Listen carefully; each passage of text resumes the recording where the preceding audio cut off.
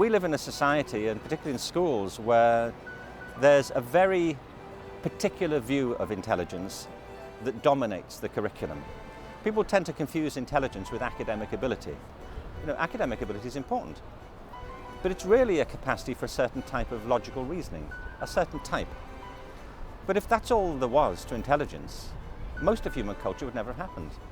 There'd be no art, no music, no dance, no theatre, there'd be no practical science or technology. We'd still be lying in bed having a think. Until about the 18th century, the vast majority of people never got educated. Some people did. They got educated by Jesuits or, privately. But mass education was a revolutionary idea in the 18th and 19th century. And that's important. It's like somebody invented the motor car, and now we take it for granted. There was a time when groups of people invented mass education. And they invented it a bit like the motor car as a production line. It was developed in order to meet the needs of the industrial economy that was burgeoning in the 18th and 19th century. And we take all that for granted.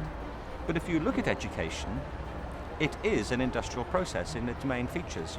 It happens to you at the beginning of your life mainly. Kids get educated in batches by age. I always find that curious. One of the things we take for granted. It's like the most important thing about kids is their date of manufacture. 100 years ago, you could learn some knowledge and then never learn anything again, and you had a craft and you could just do that for the rest of your life.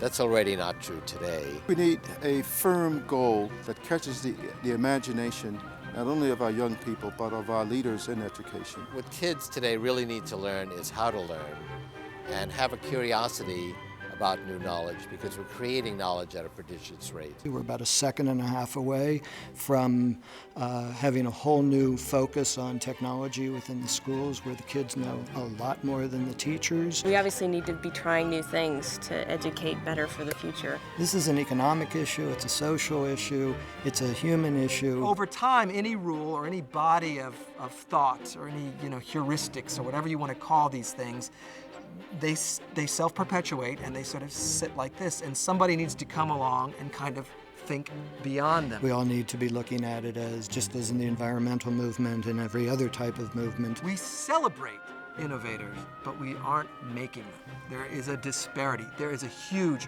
some would say, crisis. The future and the present are not like the 18th and 19th centuries when these systems were put together.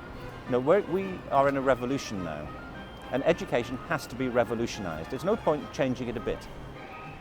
That would be like, we have a steam engine, let's see if we can make it better. Let's have a better steam engine than the one we've got. See if we get some better valves on it and paint it more nicely.